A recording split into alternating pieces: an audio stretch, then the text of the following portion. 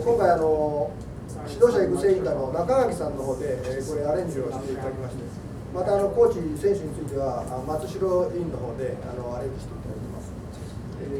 2日間ですけれども、非常にいい機会を得ましたので、有意義な会にしていただきたいというふうに思います。ここのところカヌーがメディアでだいぶ取り上げられてまして、羽田の銅メダルからスタートして、それから東京の会場の問題等も含めてですね、我々の近隣の人たちがカヌー大丈夫かみたいな、カヌーここのところいっぱい出てくるよなという話をしていただいて、いいにつけ悪いにつけですね、このカヌーが話題に挙げられているというのは、我々にとってはチャンスだなと思います。先日 JOC のコーチ会議の中で、今回日本は、メダル41個という史上初の史上最大のメダルを取ったんですけど、金メダルの獲得数が世界ランキングでいうと6位なんですよね、日本は。これを2020の東京オリンピックでは3位に上げたい。金メダルのランキングで3位に上げたい。これどのくらい金メダル取ればいいのかというと、今の今回取った14、12かな、12の倍は取らなきゃいけないという状況になっています。そういう中で全体の JOC が今動いています。それに我々のカヌー連盟がどこまで関われるのかということを、現場の中にですね、このフィードバックして、なんとかしようじゃないかということで動いているというところです。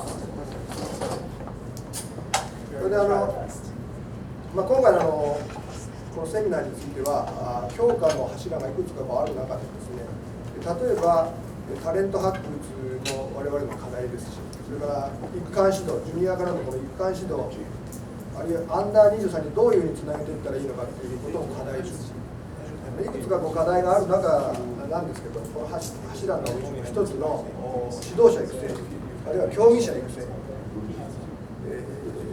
指導者のスキルアップを目指して、それから競技者は何人か来ていただきますけど、世界的なやっぱり競技力の獲得をしてほしい、そういう思いでのことです。2020という間近に控えたオリンピックはですね、我々はチャンスにしていきたいなというふうに思っています。2日間ですけれども、ぜひ有意義な時間でありますので、よろしくお願いいたします。2人の紹介を。I can start? Yeah, you can start. Alright, I'm going to go barefoot because I'm wearing winter socks. 冬の靴下で暑いので、ちょっと裸足で。It's only 5-10 degrees in Denmark. 今、デンマーク5度、10度しかないので、ここ来たらやっぱり暑いです。Sorry. すみません。So, I'm Renee. レネーと申します。K1000 meter world champion. K1000 メートル 2015. のワールドチャンピオンです。And 500. 500もワールドチャンピオンしております。 That's a short version. 短いところでそれだけで。 I'm 27. よろしければ。27 years old. 今27歳です。I've been paddling since I was 12 years old. 12歳からパドリングを始めて、I will go through it all when I start, okay? 今から始めたいと思います。Should I just go or Yeah, yeah. Let's go. 自分の番になったらまた自己紹介させていただきますということです。This is me, just in case. これは私です。Okay, I was born on the 28th of November, 1988. 11月28日、1988年生まれて27歳です。Today I will not talk so much about the specific how to train. I'm going to tell the story of my career, how I grew up and how old I was and stuff, and what happened through my career, okay? 今日はトレーニングの詳細ではなくて、私がどうやってトレーニングをここまで来たかという私の人生について少しお話したいと思います。So you can take notes, but it's more the story today, okay?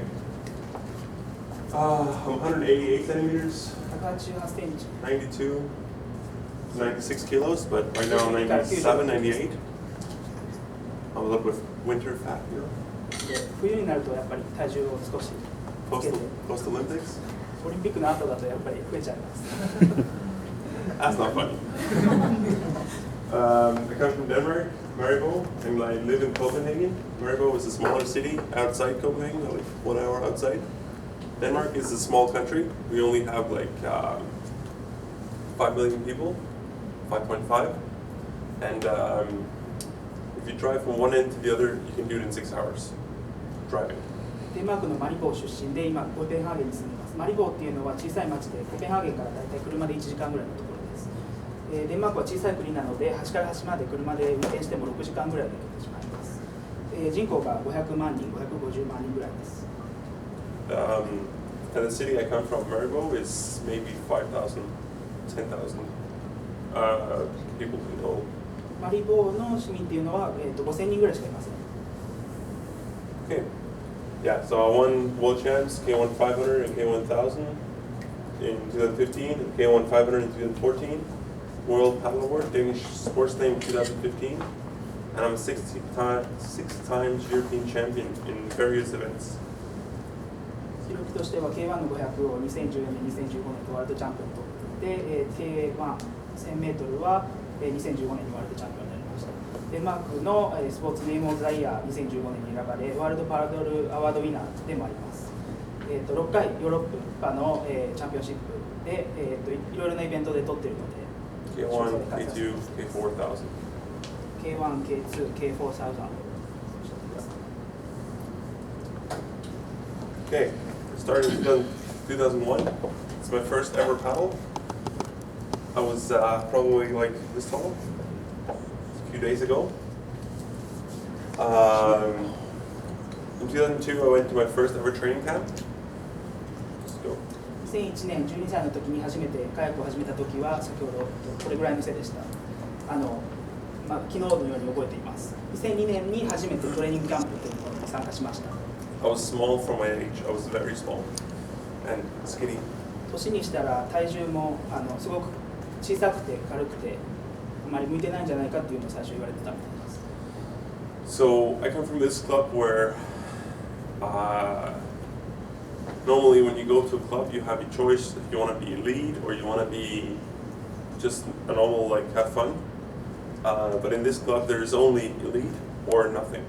So I was thrown straight into my first training camp already after 6 months. クラブというと普通エリートのコースに行くか楽しみでやるかっていうのを選べるんですが、私の入ったクラブというのはエリートかもう入れないかっていう2択しかなかったので、もうエリートキャンプに6ヶ月の時から入れられました。I couldn't sit in a racing boat. Does any of you paddle kayak in a racing boat? レースボートでパドルを今している人はいますか？ Have you tried it? So you know how difficult it is? 私は出れなかったんです。When I went to this first training camp, I had never sat in a racing boat before. レースボートに一度も座ったことがなく、最初に行った時はもうわからない状態でした。 The first 2 days, we took the seat out of the boat in this beginner boat, and I was sitting in the bottom. My legs were numb. I couldn't feel anything, and it was probably waves like this. And my coach had to hold the back of the boat while he was just leaning in and just hoping he wouldn't fall in. And after 2 days and 10 times in the water, then I was good to go in a racing boat. トレーニング最初の2日間っていうのはシートを取り出して中で地べたに座る感じでコーチに抑えてもらいながらトレーニングしたから。And I learned this in a lake, in a water reservoir in southern France. But a water reservoir means that the water is coming from the mountain. So the water, even though it was April and probably 20 degrees in the air, the water was probably 5 degrees. I was cold. 10回水に落ちてやっと乗れるようになったんですが、このトレーニングしたところっていうのは南仏にあるところで貯水池だったので雪解け水が溜まってたんですね。10度ぐらい気温はあって4月だったんですが、多分水温は5度以下でした。寒かったです。Also, I was this annoying little kid who all the other guys in this training camp, they were probably 18 or 20 up to 26, and I was the only one who was 13 at this point. I was so annoying, and they just wanted to beat me up all the time. So I was just being the, how kids are at that age. トレーニングキャンプに他に参加してた選手たちっていうのは18歳から26歳だったんですが、自分が13だったので多分鬱陶しい子供だと思います。他の選手として。You know when they hit you straight on the shoulder? 肩を殴られてすごく痛かった覚えがまだあります。 You get this big blue spot? I got a lot of those. 技になってます。What's the 364 kilometers? Yeah, so this was my first ever training camp. Was 364 kilometers in 2 weeks. So we paddle every day. Just with my coach at the time, we didn't have any breaks, nothing. We just paddled the whole time. But it was good for me because I just needed to learn. So for me, it was just around the lake. And when the others were done training, it was around the lake again. So until you learn, in the beginning, you just need to learn the balance. Yeah. 最初のトレーニングキャンプということで2週間364キロ漕ぎ続けました。やっぱり最初は慣れるには漕ぎ続けるしかないです。落ちてまた乗って漕ぎ続ける。他のトレーニング、他の選手がトレーニングが終わっても私はまた反対回りで漕ぎ続けるというのをずっと漕ぎ続けて乗り方をまず覚える、バランスを覚えるっていうのが一番重要だと思います。So even though all the older guys they were being annoying and all that, this was my first ever time outside Denmark without my parents. So I remember when I was a little kid, I was with my dad in Italy, but otherwise I didn't leave the country until this first training camp ever. And I remember it being a really good experience to come out and experience. It was in Nice, close to Nice in France. I really remember this being super cool, and I had a lot of fun. やはり、12歳の時、13歳の時ですので、両親がいない、一人で、海外に行くっていうことが経験としてなかったので、このトレーニングキャンプっていうのが初めての経験でした。ニースの近くの南仏のトレーニングキャンプだったんですが、やっぱり新しい経験としてすごく楽しかったのを覚えています。And I really liked the idea that every morning I had to wake up and go for a run, and then breakfast, and then we went for a paddle, and then we came home, relaxed, and then go again in the afternoon. 朝起きてジョギングをして朝ごはんを食べてパドルをしてっていうのでずっと一日中トレーニングに集中できるという環境も初めてでした。In 2002, I won my first medal in nationals marathon. 2003, I won my second medal in national marathon. In 2002, I was under 14. That's the age group. And 2003, 2004, I was under 16. But between 2003 and 2004, I grew 15 centimeters. 2002年すみません2002年に初めてのメダルを獲得してその時はアンダー14のだったんですが2003年にも2つ目のメダルを獲得しました。その時アンダー16という項目だったんですがその時までにその2002年2003年の間に15センチ身長が伸びました。Okay. So when I was first years under 16, I had no chance of making the national team. I did at 2:05 or something in the 500-meter K1. The fastest girl in Denmark, she was faster than I was in the same age. でもその2003年の時点ではアンダー16というのではナショナルチームに入るにはあまりにも遅すぎるタイム2分5秒だったんで女子で速い選手は私より速かったです。 And the best guys in the country, they were teasing me why I was doing all this training. I wasn't getting better, and just why are you wasting your time? You're not going fast anyway. 年上の選手にはずっともう上達しないからやめたらいいじゃないかそういうきつい言葉をかけられながらずっと頑張ってきました。 But the year after, when I was taller, I started getting a lot faster, and I made the national team for under 16 paddlers. We have a Nordic championship: Sweden, Denmark, Norway, Finland. And actually, I earned the spot in K1, but the coach he wouldn't let me. He forced me into. We had 2 spots to race, but he forced me, even though I was second, into a crew boat.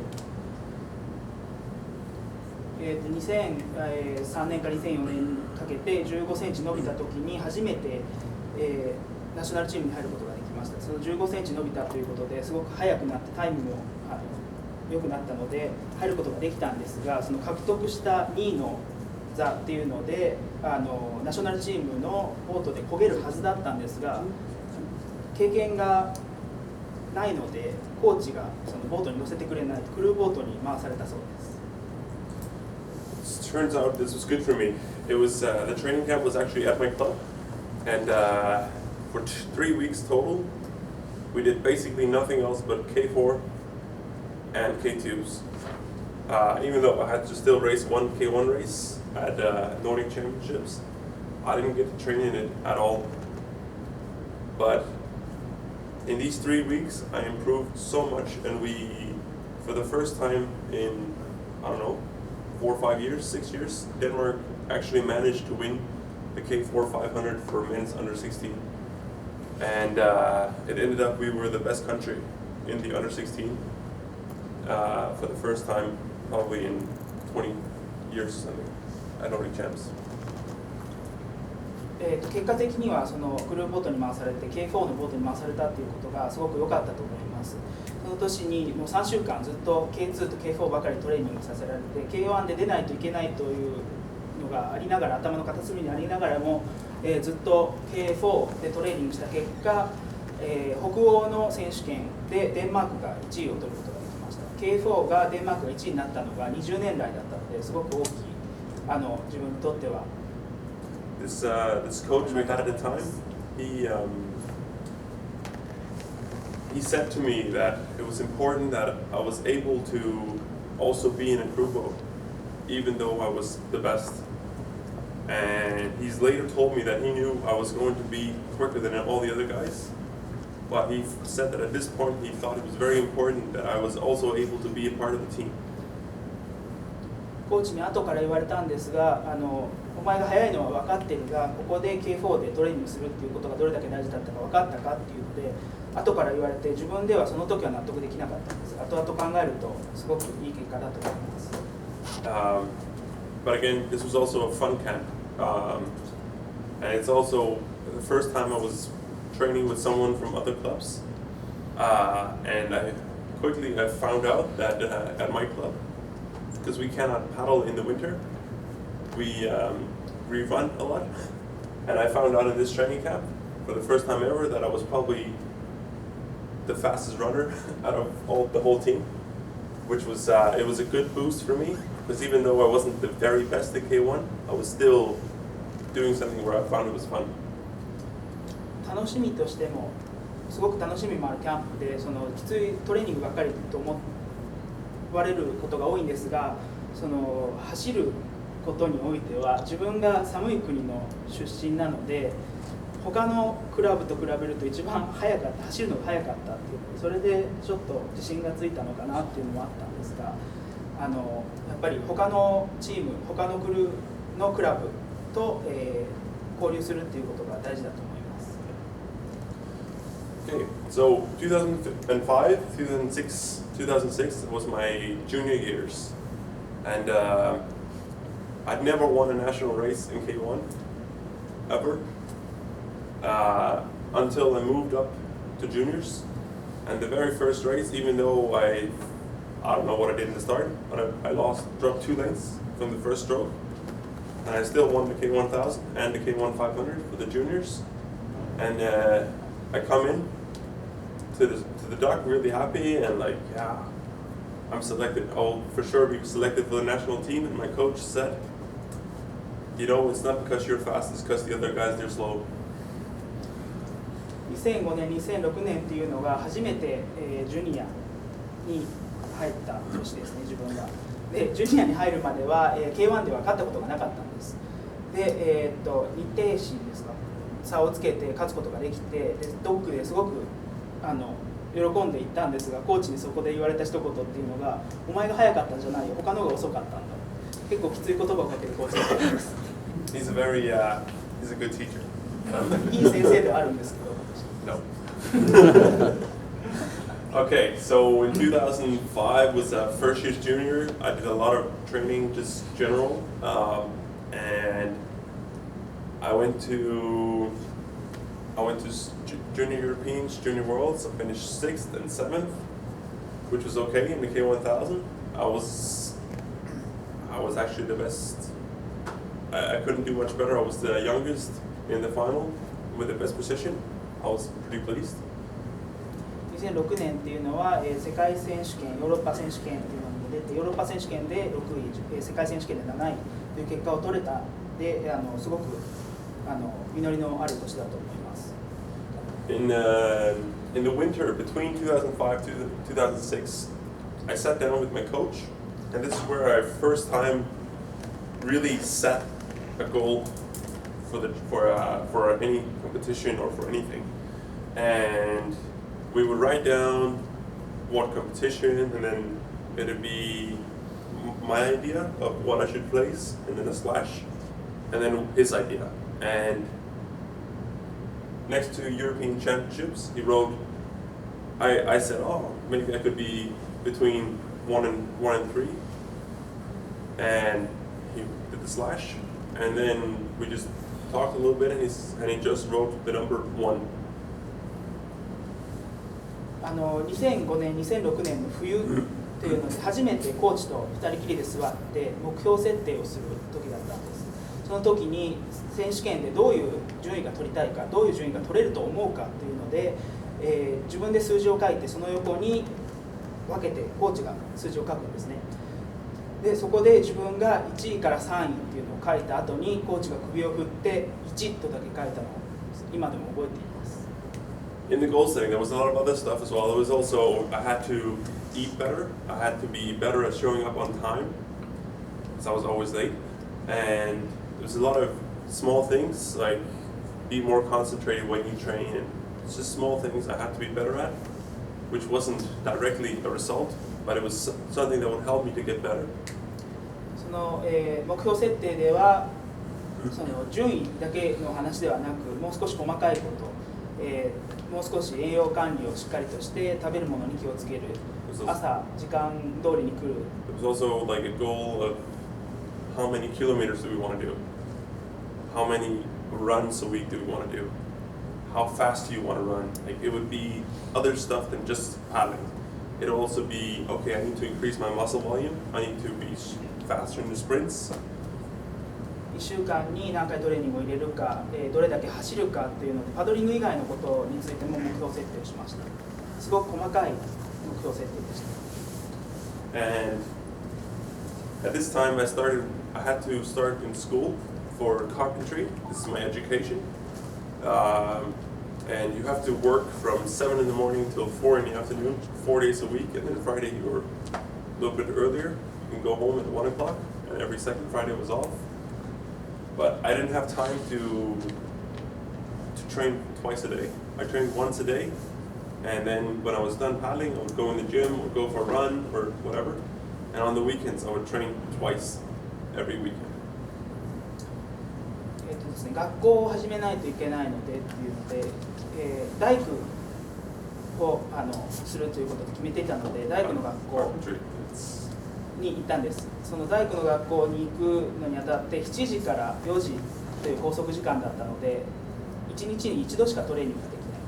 金曜日は1時に上がれるので、2回押し込むことはできるんですが、やっぱりトレーニングの後に自分で自主トレをするっていうことが一番大事だったと思います。コーチと一緒に入れるのが1回ということで、自分でどれだけトレーニングをそこの上に足せるかっていうので、週末も毎回2回行ってました。毎日2回トレーニングを行っていました。4 or 5 weeks before European Championships, I was relieved of my job because the apprenticeship, he couldn't handle having an elite athlete. So just 契約でエリートのアスリートということで、4週間から6週間前は、選手権とかそういう大会の4週間から6週間前はその学校に行かなくていいという期間を設けてもらっていたんですが、which meant I had a lot more time just to train, and I started training, and we had a national training camp in Copenhagen. Just the last 2 weeks before, at that time we had a Hungarian coach called Peter Martinek. He's in Canada now. And when I got there, I did a few sessions because I knew one of the guys in the national team. I did a few sessions with the national team, and we talked a bit about technique with Peter. I had to stretch my arms, was his major thing. But even 2 months earlier, my club coach had talked to Peter, who used to be a coach in Athens, Greece, and he said, in this course where you're going to have the European Championships, it's going to be tailwind for sure. ですね、やっぱりその4週間から6週間前に学校に行かなくていい期間でどれだけトレーニングを押し込むかっていうのもあるんですが、その2週間前になるとコペンハーゲンでまたトレーニングのセッションがあるんですね。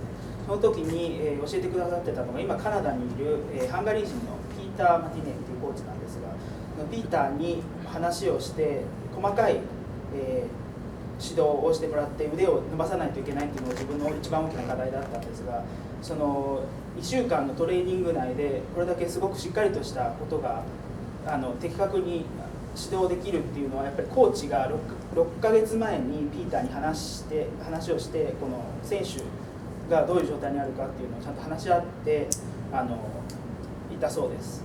でそこで細かい調整を2週間最後の2週間に押し込むっていうことで結果を出してきたんです。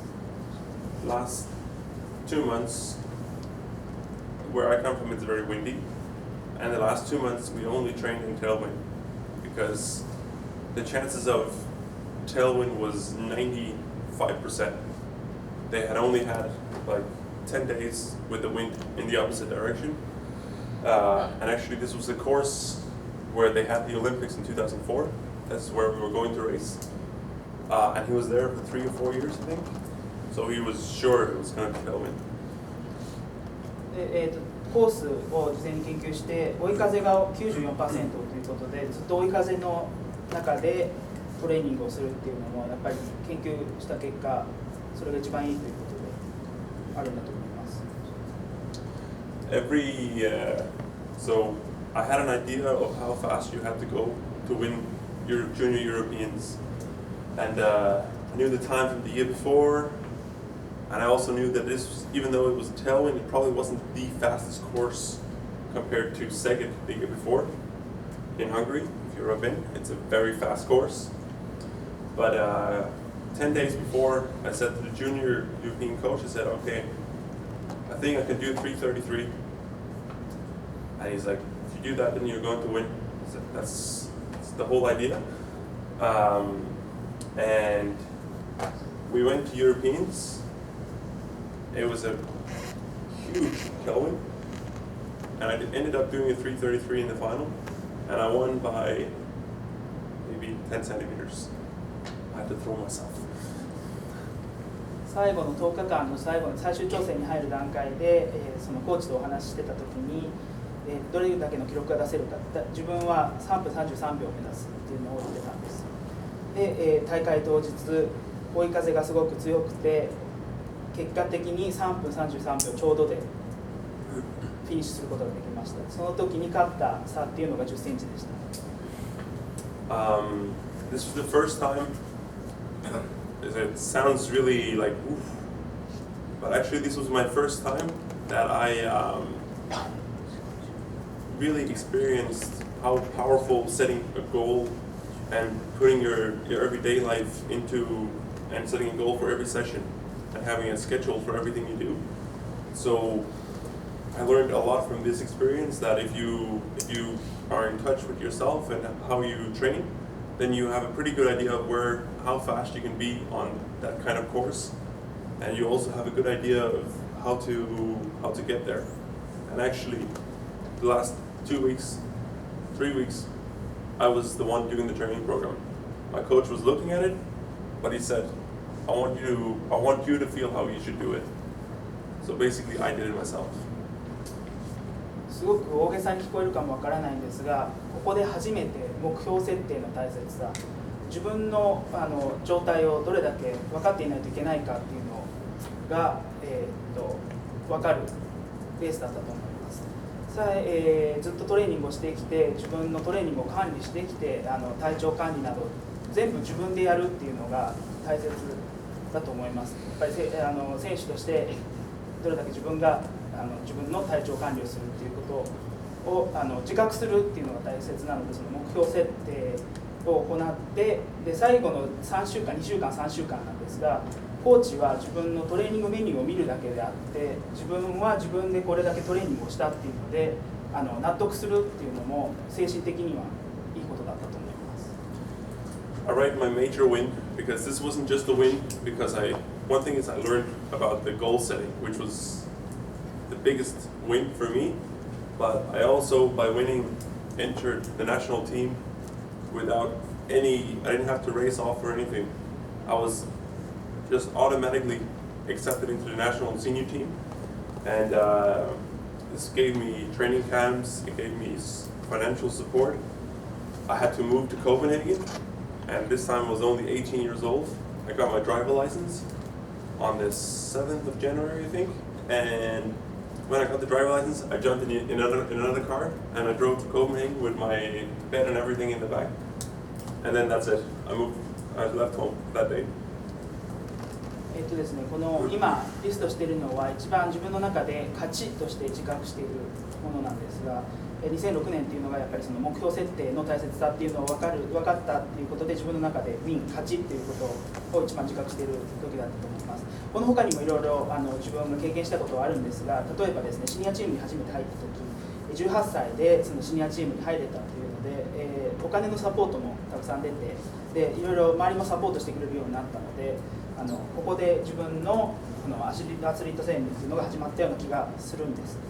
その時面白い話っていうのが1月7日に初めて自分18歳になったらやっと取れるのでっていう免許を取ったんですね。1月7日に取ってその1月8日にはもう他の車に乗って家を出ないといけなかったのでベッドも全部乗せて家を出たのをまだ覚えています。And without that win, with only 10 centimeters, I wouldn't have had all those options. So. で戻るんですが、その2006年その追い風じゃなきゃったらその10センチでの勝ちっていうのはなかったっていうので10センチで勝ったことは勝ったんですが今でもハラハラ考え直してみるとハラハラドキドキするようなレースでした。2007 I moved to Copenhagen. This was a tough year for me because I was 18 years old, and when I showed up the national team, I finally earned this spot. I was probably not the skinniest I've ever been, so I wasn't super fit. All the running that I used to do, for some reason I skipped it, I don't know why. And I came to the national team in January, and this coach we had, also Hungarian, no offense, sorry, but Peter was a bit different in Zoltan. Where Zoltan, he's a lot about feeling. Peter was not so much about feeling, he was about numbers. How much can we do, and how much can we compete? Every session was a competition. 2007年に初めてコペンハーゲンに移動した時っていうのはあまり自分にとってはいい記憶ではないんです。その時は一番の状況体調も一番いいとは言い切れない体重も増えてでランニングもいつもしてたのになぜかこの時は休んでいて行った時に冷たい目で見られたっていうのはそうですね記憶にあります。で、ハンガリーのまたコーチだったんですがピーターさんっていうのは数字にこだわるコーチ。今回違うコペンハーゲンでのコーチはフィーリングどちらかというとその個人的なつながりっていうので選手を見極めるコーチでした。So this meant that because I was out of shape, every time we went, and I had to do my first real swimming session, and I thought I was a pretty solid swimmer, and I probably would have been if it was not for the fact that he wanted us to do 10 times 300, best average, and it's just if you never swam before, it's impossible. You can't do it. It's I don't even know how to explain it. You're just after 3 times 300, I was just drowning. I was just like, and then he was joking, making fun of me, and he made fun of everybody who couldn't swim, and said, "Oh, you don't make the dolphin team." so it was tough mentally for me and physically as well. But finally, after 2 months, I was getting back into shape. I still couldn't swim, but I was able to run faster than the other guys, it made it more fun. But then we were going to our first training camp. 最初に行った時にその水泳でのトレーニングっていうのが始まって、それまで自分は水泳は得意な方だと思ってたんですが、300メートルを10回で平均タイムを取るんですね。3回やった後にもう死ぬかと思いました。もう溺れてるような感覚しかなくて、自分は泳げるチームに入っていたのに、その泳げない人たちにバカにされる。お前はドルフィンチームじゃないんだなっていうので言われていました。It's probably the craziest I've ever done. 今でも多分あれほど大変な思いはこれからしないと思います。You wouldn't even do it. No. Okay, so yeah, and I can tell you, my girlfriend, she's a swimmer, and she said there's no way, she's never done 10 times 300 best average, and she's an Olympic champion. So I trust when she says it's never done, it's not done. 彼女がオリンピックの水泳のチャンピオンなんですが、その彼女に言っても、お前は頭がおかしいじゃないか、お前のコーチは頭がおかしいじゃないか、そんなのやったことがないって言われました。No. Okay, we went to training camp, and it was 8 weeks, and it was in Florida, nice and sunny. It was my first time in the States, and it was with these older guys. They were all 6, 7 years older than me. And they've been together for 6 years, which again made it really tough for me because I had to come into this group, and I started beating them quickly on the water. I was just faster than them, and they didn't like that very much, which it was hard for me. And after 6 weeks, Peter pulled me aside and he said, "Rene, you're falling apart. You need to pick yourself up and find out how to do it." And the next day, that was probably the last time the other guys, the rest of the camp, they were behind me all the time. Otherwise, in the beginning of the camp, they were still able to beat me sometimes. そのトレーニングキャンプ、今度フロリダに行ったんですが、アメリカに初めて行った時ですごく太陽が出てて気持ちよかった。その状況下で周りにいる選手たちっていうのは自分より6歳、7歳年上の人が多かったんですが、その6歳、7歳上の人っていうのはずっと6年ぐらい一緒に漕いできてた人たちなので、その友達のグループがもう出来上がってる中で一人で入っていくっていうのが難しい上に、記録では自分の方が上だったので自分の方が早く漕げたんです。それもやっぱり気に入らなかったみたいで、のけ者にされていったような気分があるんですが、ある日そのピーターコーチが横にこう連れて行かれて、そのお前は立て直さないと精神的にダメになるぞっていうのを言われたんです。それまではそのチームメイト6歳7歳上の人に記録では良かったんですが、負けることがあると。でも、それを言われてから自分を立て直してからっていうのはもう負けないでコンスタントに勝ち続けることができた。精神的なものもやっぱりありますね。That year when we came home, I was the fastest Danish guy at the first selection, and at the second selection I was only the second fastest. I wasn't selected for Europeans, even though the 4 guys behind me, they were selected, because there was an alpha male in the team, and he was deciding everything. Even though Peter, he was the coach, this guy, he had a lot to say, he had a lot to decide, and it meant that even though I could beat all of them, I didn't even get the chance. But finally, at Nationals, I won K1, and so at the third selection, I won K1 and K2000, and the selection was over, and I got to decide whatever I wanted to race at World Championships 2007.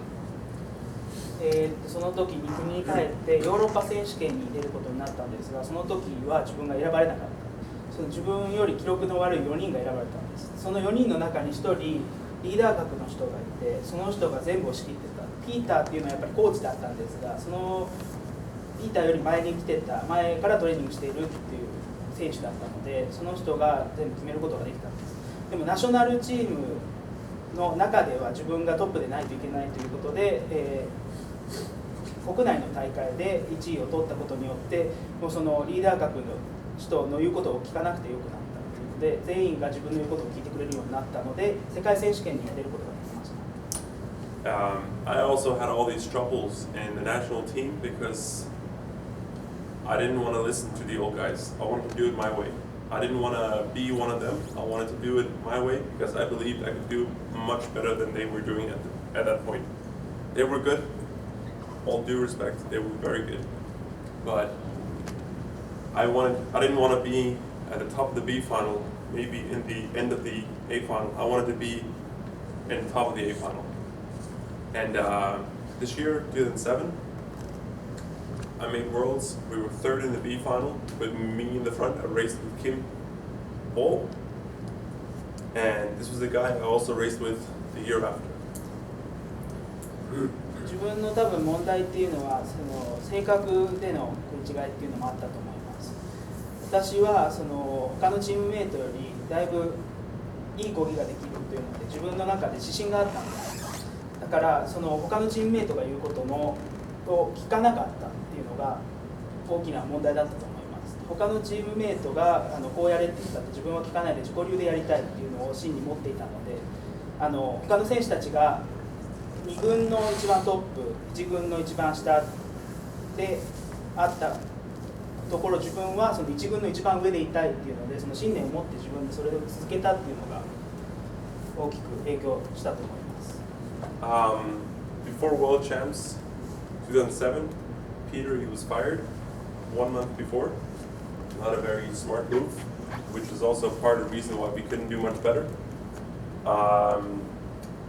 So we switched another coach and I had to start school again. I went home for a few months to Maribor again. Basically went back to my old training with him once a day. Just one very good session every day with the gym followed in the afternoon. And on the 1st of February, I went to my first training camp. And then we went to Florida again where we were to have this selection to try and qualify for the 2008 Olympics in Milan. The Olympics were in Beijing, but the selection was in Milan. 2007年の世界選手権の1週間前にそのコーチがクビになったんです。そのピーターというずっとやってきたコーチがクビになって、そのせいでデンマークはいい結果が出せなかったと自分は今でも思ってるんですが、それもあって他のこともあるんですが、自分でまた学校も始めなくてはいけないということで1日1回のトレーニングに戻ってずっとトレーニングを続けてきたんですが、そこでもやっぱり後から自主トレをする、ジムに行くということを続けて、今度は、オリンピックですね、2008年のオリンピックの前の最終選考会のミランで、大会に出ることができました。We went to the training camp. We were 4 guys who had to fight about it. And we're supposed to do 2 sessions with each partner. And then we were supposed to do one race with each partner. So 3 races in one day, 6 different constellations. And then the next thing, the day after. The first test, I was second, which was, so there's only 2 votes, so I was losing. Second test, I was winning. And on the third test, we did, on the same conditions, a 4 seconds faster time than any of the other crews had done earlier that day.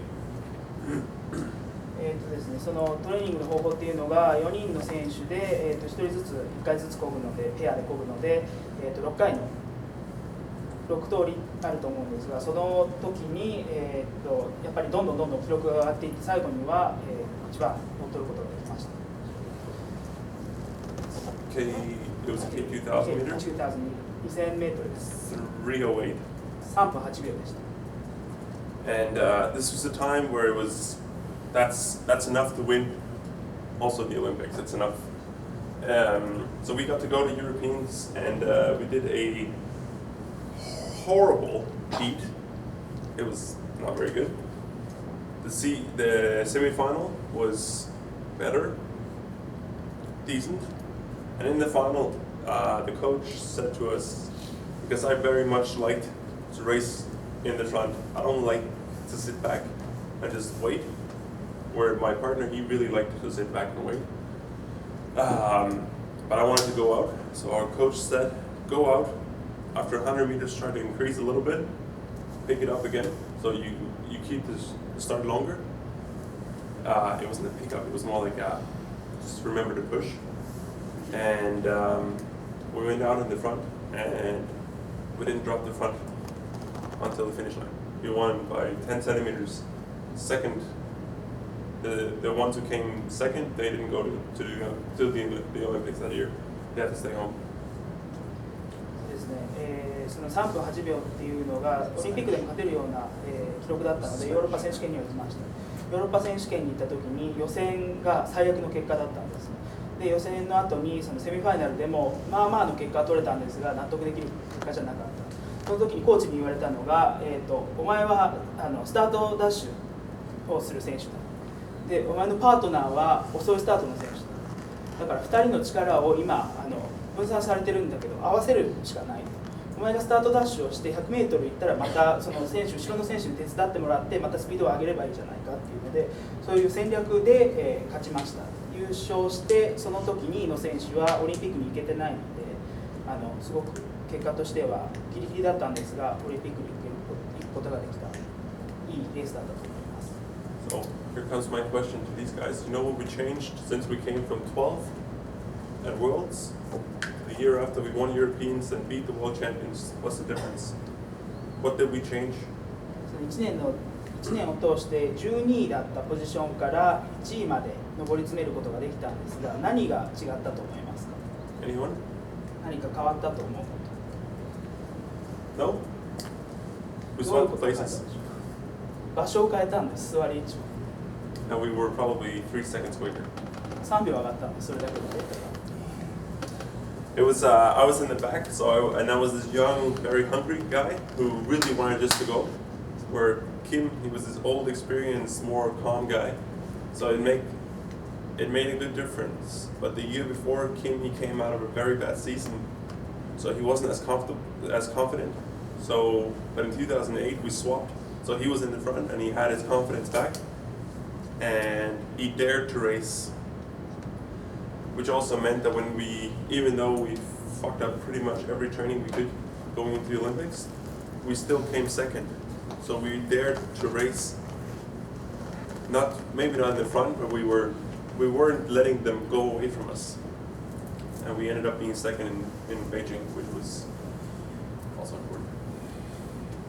ですね、自分と組んでたキムっていう選手は自分は若くてすごくハングリー精神のある選手で前に出ていきたいっていう選手だったんですけど後ろに座ってたキムっていうのはすごく落ち着いていて経験があってその戦略っていうのを練りながらこぐ選手だったんです。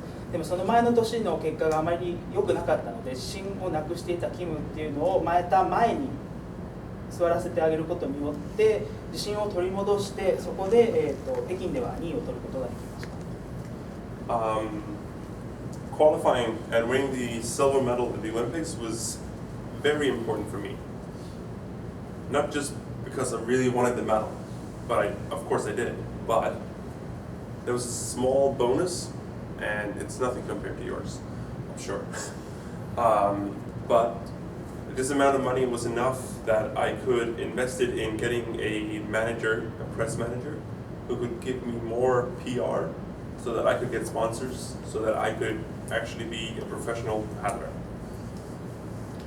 そうですね、2位を取るっていうことはそのメダルを取ることが重要だったんじゃなくて、一応メダルはすごく欲しかったんです。でメダルを It's 10,000 euros for a silver medal.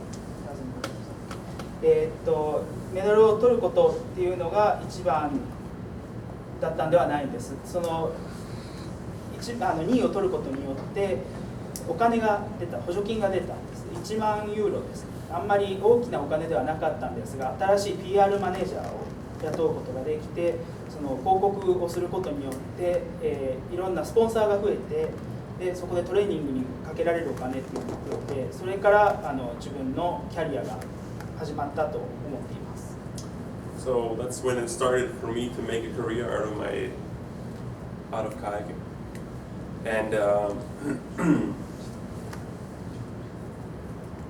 I got sponsors, And in 2010, I finished my education. 2011, I was done. I haven't worked since 2011. I've only been paddling, just from sponsors. 2010年に学校を終わらして、で一応大工の免許は持ってるんですが、2010年から一度も仕事をしたことはあります。ずっとパドルをしてきました。このトレーニングするだけで十分だっていうのもやっぱりその ER マネージャーが新しくなったおかげです。It's not normal to be a professional kayaker or professional kayaker, or sorry, athlete in Denmark at all. It's maybe out of the Olympic team there was maybe 15 or 20 out of 120 who was professional. 大体120人選手がいるんですが、その中でも15人ぐらいしかプロでカヤックをやってる人はいないです。なので私はすごくレアなケースだったと思います。And in 2009 and 10, I worked with the same coach I was working with in 2008. He got fired, got a new coach again. In Denmark, we like to switch it up all the time, which is not very smart. So now finally we have a coach. So we got this new coach, and actually everything he did was working really fine until we came to the last 6 weeks. So I won my first World Cup ever in 2011. I won 2 in a row.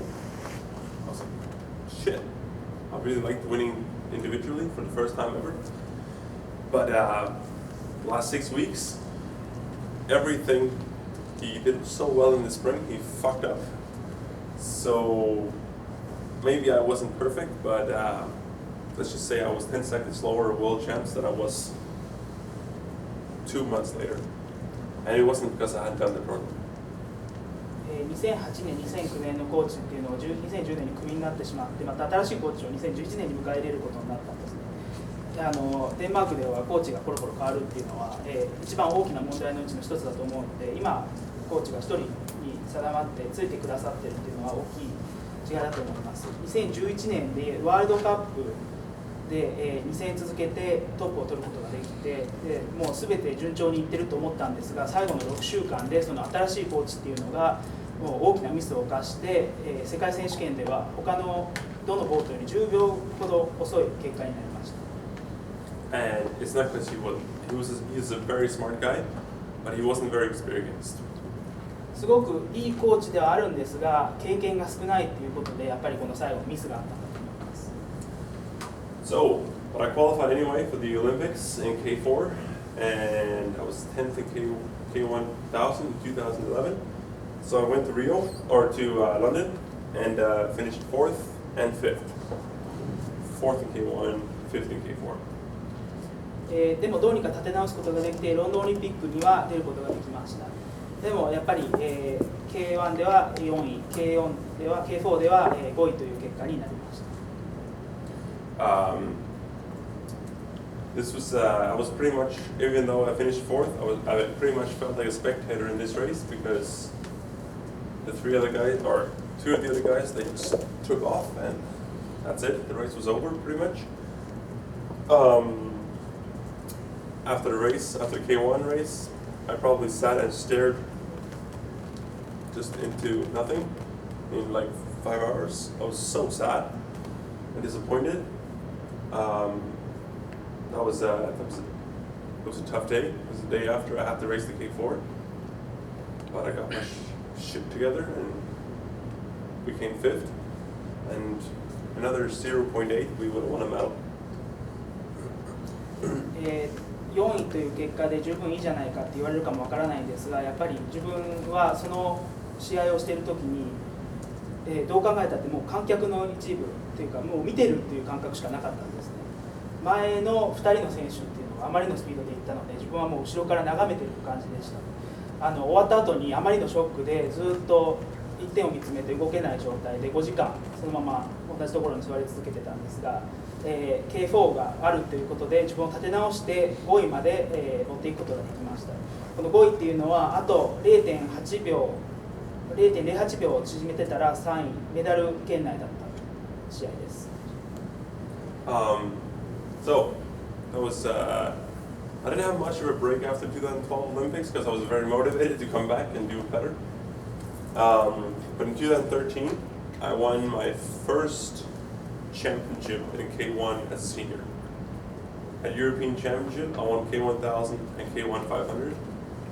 And the way I raced was a lot different from what I raced earlier. I was a lot more aggressive, a lot more powerful going out from the beginning. This was a big individual win. I also won my first World Championship medal, which had been like what should we call it, like somehow I was, even though I was fast enough, I always missed out by a little bit in the previous 5 years. 2012年っていうのを今度記録に変えて、この負けたっていうことをあんまりいい結果が出せなかったっていうのを記録に変えて休まないことで、2013年に K1 で金メダルを取ることができました。世界選手権での金でした。これは自分にとってはその立て直すことができたっていうのですごく大きな結果になっていると思います。ですね、この時の漕ぎ方っていうのはでも前のどの年に比べてもアグレッシブ攻撃的なスタイルでの漕ぎでした。パドルをしていく上でその前はもう少し落ち着いてたんですが、自分がこう攻撃的前のめりな姿勢で漕いでいるっていうことで姿勢が変わったと思います。So after coaching myself in 2000, since September 2011 until when did we start working together? 14. March 14. Zoltan finally, should we call it my savior? My career savior. I got a coach who I could work with. In this case, it was Zoltan, and I think Zoltan is fairly ambitious, and he also knows what he can get out from the athletes. And I won my first ever world championship in Moscow 2014 with Zoltan as a coach, and I won my first ever medal in the K1000, and a bronze medal, also in Moscow. And this was the first year that Zoltan and I worked together, and we had a conversation the other day where he said that it was probably the hardest ever to coach, or to convince to be coached. But this was probably the biggest change of my career, that I was actually peaking at World Champs and not at World Cups or anywhere else. すみません、最初に訂正していいですか。2013年のヨーロッパチャンピオンシップの時になっています。ですね、2011年の9月から、2014年の3月ぐらいまでは自分で自分のコーチを務めてました。そのコーチがいなかった状態ですね。やっぱりその新しいコーチにあまり期待できなかったので、自分のトレーニングを自分でやっていたような感じです。そこで現れたのが救世主の男性コーチでした。そこから、どんどん腕が上がっていって、2014年の K1 で初めて世界選手権で金を取ることができました。2015, almost the perfect season. Everything we did worked. So we changed the gym program. That worked really well. I went on a ski camp. That worked really well. We went on training camp in Florida. Everything was working. We went to another training camp in Portugal. Everything was working. We went to European champs where I also raced K2000. We only missed the medal by maybe 3 centimeters. But I got 3 medals in K1. I won. This is a funny story actually. You can just jump down that. I don't know. Just a good story. ですね、2015年っていうのはもう完璧なシーズンのうちの一つだったと思います。すべてのトレーニングセッションっていうのを見直して、スキーのトレーニングも取り入れて、それもすごく自分には合ってたような気がします。フロリダにキャンプに行った時もすごくいい結果が出てましたし、ですね、その後ポルトガルでもトレーニングをしたんですが、その時もすごくいい結果になりました。ということで、2015年っていうのがほとんど完璧なシーズンと言えると思います。面白い話があるんですが、それはまた後々話していきたいと思います。So at European Championships, it was in Rasice in Czech Republic, and the 5K is always the last one. And it was only me and Zoltan left. And Zoltan said to me, Renee, this is my one and only chance ever to give the medal to the winner, so please win. And I've never won a 5K ever in my life before. This was the day. This is my first ever, probably, maybe not my last, but it's gonna be a long time before I win a 5K again. And that one was resulted. ですね、2015年のその世界やヨーロッパ選手権の時に、5K のレースっていうのは一番最後にあるんですが、ゾルタンさんに言われたんです。もうメダルを取れる最後のチャンスだから 5K はもう取れないと思うからお前頑張ってくれよって言われて、ここで初めて実際、メダルを取ることができました。これはもうゾルタンさんのために尽くした自分の結果だと思います。今から頑張ってもうこれからは取れないとは言い切ることはしませんが、しばらくの間は取れないような5Kの結果だと思います。That's a good one. Went to World Champs. First we went to training camps and all that, and everything was working. Every time we did a time trial in training, it was fast. I think maybe you guys were in Seged, some Japanese team maybe? I think it was a Japanese team in Seged 2015. 2015年、日本のチームセゲットにいましたか？ I think so. I don't know. Anyway, everything was working. Tailwind every time we wanted it. And with World Champs, the only thing that went wrong was that I got disqualified in K2000. Otherwise, I won the K1 500, K1000, which resulted in Sports Name of the Year and World Paddle Award. So, pretty much the perfect season. なのですごく順調にいって世界選手権でもいい結果が残せることができたんですが、一つ心残りがあるとすれば K2 の 1000m で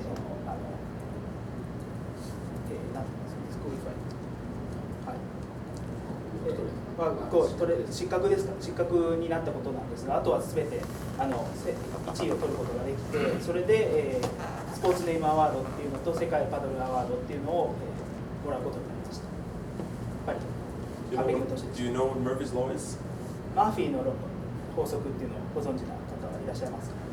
Basically, Murphy's Law is everything that can go wrong will go wrong. 簡単に説明すると、悪くなりそうなことが全て悪く結果として出る。例えば有名なので言うとパンが落ちたら絶対バターを塗ってる方が下になるとか、そういうのです。And everything went wrong. 2016年がそういう年でした。Every time we did something. So first we started with the gym training, which we did the same again. It was fine, but I started having pain in my elbow, and we didn't work so well together as we did the year before. And then it was my lower back, and then it was my elbow again, and then it was my lower back again, and back and forth the whole winter. And actually going into my elbow was okay in March, right? Ish. And then my lower back continued until, I think it wasn't fixed until May. And just everything we did was just, it was like we were running against the flow all the time. It was always struggling and struggling and struggling. I had a tremendous pressure from media, from everywhere, because I was the only world champion in an Olympic event in the past 4 years. ですね、2016年やっぱり全てが悪くて、肘がまず痛くなって、それが治ったと思えばまた腰が痛くなって、腰が治れば肘が痛くなってっていうので、肘は3月頃まで冬のトレーニングまでずっとですね、腰は5月まで治らなかったんです。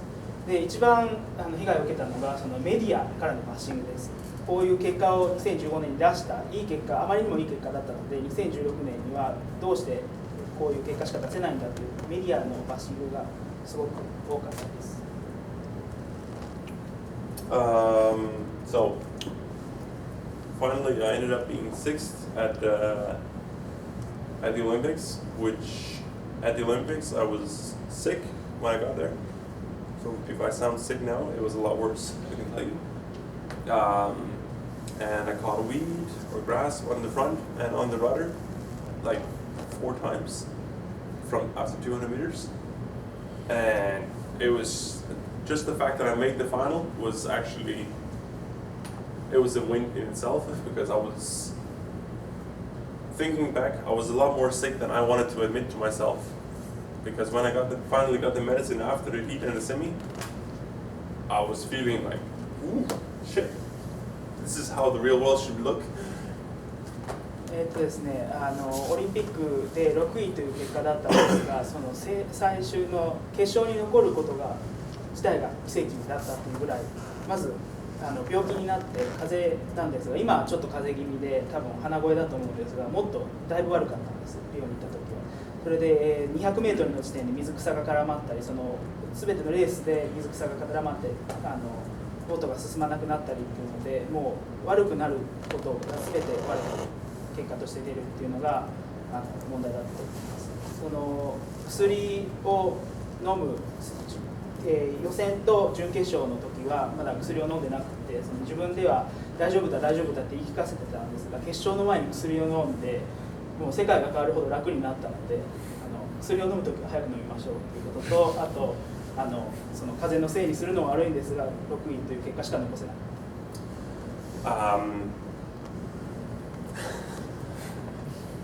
So these 2 seasons, they stand in contrast to each other, because in 2015 I was very calm. I was never focused on the result. I was focused on the process of every day. I was very much focused on how to race my 1,000 meter and how to feel during my 1,000 meter going through it. I was like, oh, this is how it should feel, the stroke should feel like this and everything. And in 2016, I started like that and everything was fine. But you know, if you're asked enough times, are you going to win the Olympics? And you have to think about this every time you're asked. Finally, it goes into your brain and it just messes everything up. Yeah. 2015年、2016年というのを相反するようなすごく対照的な結果になったんですが、2015年の時は自分で思い返してみたら、レースがどうあるべきかということばかり考えていたんですね。こういう気持ちでレースに臨む、漕いでる間も、こういう気持ちであるということで、結果のことは一切考えてなかったのを覚えています。で、2015年でいい結果が出たので、2016年の初めの頃まではそのメンタリティ、そういう感じのレースの挑み方っていうのをしてたんですが、やっぱりメディアのせいだったと思いますね。結果を残せるんですか、今年も結果が出せるんですか、そういうことをあまりにも聞かれたので、自分で意識してなくてもやっぱりメディアからの刷り込みで結果のことばかり頭に入ってしまって、そのロートの実際自分ができるはずの漕ぎっていうのができなかったっていうのが一番大きな敗因だと思います。So those were the 2 seasons closest to each other, but with the biggest difference. And I'm trying to figure out what to change. But definitely what I got from 2016, so you know how they say you learn a lot more from losing than you do from winning. But those 2 seasons being so close together, I can draw a lot of the good things from the 2015, and I can see they're really in contrast to how not to do it in 2016. And a lot of it for me is to be a lot more focused on myself and focus on what I can do, and a lot more, what you would call it, zen in myself. And whereas in 2016 I was too much noise around me, and I wasn't able to shut everything out, which I should have been better at. But finally, being ill, it's out of your control. You cannot control if you get sick. You can control some of it, but there's a limit. まだ2016年ということで立て直し方を今考えているところなんですが、やっぱり2015年と2016年反対の結果、正反対の結果っていうのがこの近い2年で起こったことによって2015年の良かった点を考え直すのにはすごくいい機会だと思います。2015年では自分のできること、自分の能力だけに集中していたで、それでいい結果が出せたっていうのが一番大きなことだったと思います。2016年はやっぱり周りの声を聞きすぎた、自分の出力に集中することができなかった、言い方これで合ってるかどうか分かりませんが、善の心が2015年はあったと思います。周りの周りで起こっていることをシャットアウトするっていう能力が2015年はあったのに、2016年はそれはできなかったっていうのが一番大きな範囲だったと思います。Yeah. So it takes what it takes to be very fast. Mental motivation. You need to be motivated to do it. You need willpower. You need physical power, and you need a long-term commitment. You need money, and you need a coach who understands you. Not just because you can have any coach, but if he doesn't understand you and he doesn't work with you, then forget it. And then you need skill, and I'll explain the skill factor. 早く飛ぶのに必要なこと、やっぱり一番大きなのはメンタルでのモチベーションです。モチベーションを上げていって、自分でどうやって精神的に上げていくかっていうのが大きい気がします。なのでどれだけ欲しいか、ハングリー精神ですね。あと身体的な能力もやはり必要です。長い長期で見た上での、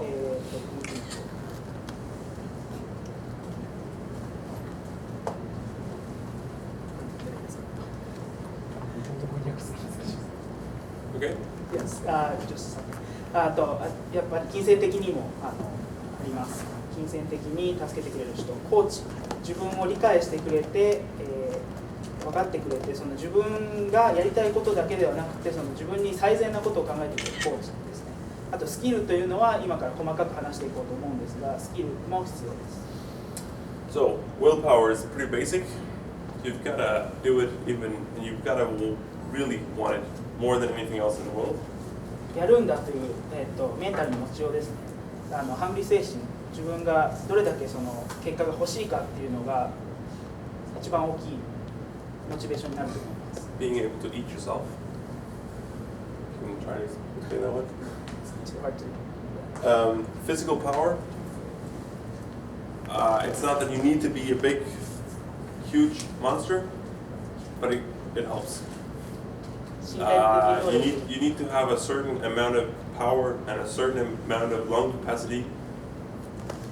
Otherwise, you're not going to have a chance. So you need to train these things. Obviously, physical is easy to train.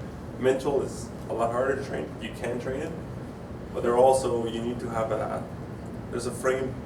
If you're a gymnast, stick to gymnastics. Don't do kayak. なので、身体的能力という面で見ても怪物みたいに大きくなれというそういう無理なことを言ってるわけではないんです。一応怪物だとパワーはありますけど、やっぱり無理なことなので、どれだけトレーニングするか、肺活量を上げてみたり、やっぱり肺活量はすごく大事だと思います。そういうことをしていく面で身体的に能力向上っていうのは、精神面でのトレーニングよりはすごく簡単なことだと思います。トレーニングを続けるということで確実に身体的能力はついてくると思うんですが、精神力を鍛えるっていうのが一番大きな課題です。Long-term commitment. 5 years is not a commitment. 10, 15 years, that's a commitment if you want to be a world-class athlete. You cannot train for 5 years and expect to be one of the best in the world. If you want to be one of the best in the world, you've got to train. Like I made it there quickly. In 8 years, I was on the podium at the Olympics. ですね、長期で続けることっていうことが、次にすごく大事なんです。5年で取れると思ってたら大間違いです。自分は最短だと思います。カヌー界の中でも最短だと思います。カヤック界の中でそれで8年かかるっていうので、10年は続けるという気持ちでメンタリティーでいかないとこれは取れないと思います。8年で自分がそのオリンピックの表彰台に立てたっていうのは奇跡に近いことだと私は思っています。But a lot of other guys, like my K2 partner in 2008, he started when he was 15. He wasn't on the podium until he was 31. Actually, he started as 14. 14歳で始めて31歳まで頑張ってやっと表彰台に乗ることができたのが自分のパートナーでした。So it takes time, and you need to commit to that. 継続するっていうのはやっぱり力だと思います。Money means it doesn't mean you need to be rich.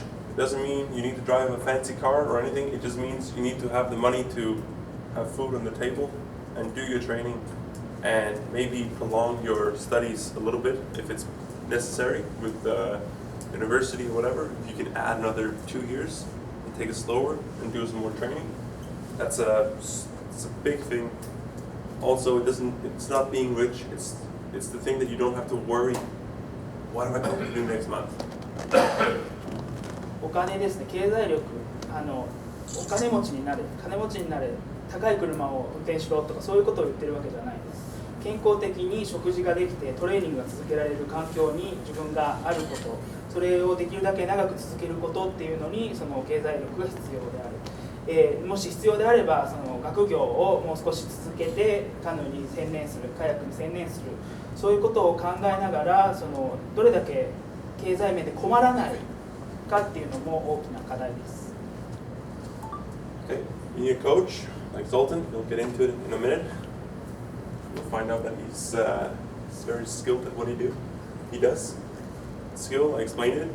I'll explain it now. It's you know these clumsy guys who have absolutely no clue what they're doing with their hands. It's like when you're trying to give them their hand, you're like this. You need to have a feeling, fine-tuning of your muscles and your understanding of how to move. And a good thing for me is that I did gymnastics as a small kid for 3-4 years. I was horrible at it. I was not very good, but I did all the movements, which meant that when I started kayaking and when I learned something, or Zoltan tells me you need to work on this, I'm not quicker than everybody else, but I'm not slow. There are some guys who really takes a long time to learn, whereas for me, I'm actually quite fast at. Maybe I can't change it straight away, but at least I understand it in my head what to do, and that's been a big, really good thing for me to be able to do that. So you need to have this skill. コーチですね。コーチは反田さんのお話になってから多分分かると思うんですが、スキルがたくさんあるコーチ、自分を育てることができるコーチっていうのも大事です。スキルの話になるんですが、スキルっていうのはたまに頭と手がつながってないんじゃないかっていうと握手っていうぐらい握手をするとミスする人とかそういうのいますよね。私は、体操選手だったんです。そのカヌーカヤックを始める前は体操選手をやっていて、自分の体の動き方そういうことが理解できている方だと思います。たまに、チームでもいるんですが指摘されてもどこをどう動かしていいのかわからない選手っていうのもいるんですね。その点私はその体をこう動かしなさいっていうと、すぐに直せるわけではないんですが理解してどういう動きにしたらいいかそういうことは、理解している方だと思います。チームの中では早い方だと思います。Okay. I'm gonna skip those. Have a break. Yeah, we can. I'm done in a minute. The challenges, at least for me, balancing your life, human versus machine. If you're like me, then you need to be more human because I'm very good at going into this mode where I just train. バランスですね。人生でのバランス。人間的なこと、機械的なこと、自分の場合ではもう少し人間的な部分が必要だなと思うぐらいトレーニングをし始めるとそれに専念できるっていうことがあるんですが We're human beings, we're not machines. でも機械じゃないので自分が人間だということをちゃんと人間的な生活をするということも大事です。Creating an environment for top performance. That means that you need to create an environment where you're competing and not competing. You need to have a clear understanding of when you compete and when you don't compete. You need to have a healthy, competitive environment. It means that you also need to be able to go down to the cafe and sit down and just have a coffee and talk about girls, or if you're a girl, about guys, or whatever you need, movies or whatever. Usually it's about the girls for the men. ですね、オフにする環境、そのスイッチをちゃんとオンとオフを分けること。例えば自分が競い合ってるっていうことが分かる環境を作ることですね。自分は今トレーニングをしてるんだ、レースで競い合ってるんだっていう分かる環境と休んでるっていうのも分かる環境がを分ける必要があります。たまにはカフェで座って友達と話しながら、自分の場合なんですが女子の話をする、あの子かわいいねとかそういう話をするのが必要であると思います。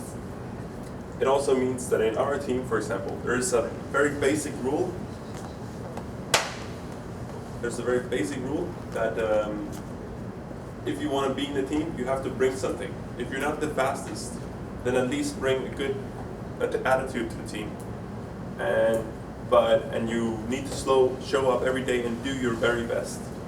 If you don't do your best, stay home. We don't need you, because we make training sessions where somebody starts ahead of me, and in some sessions it's opposite. So we try to make everybody better. But if you show up with an attitude, then I don't even know what to call that attitude. It's just not very cool. Then you can't work with the team. それでトレーニングするときにチームに貢献しているっていうことが大事です。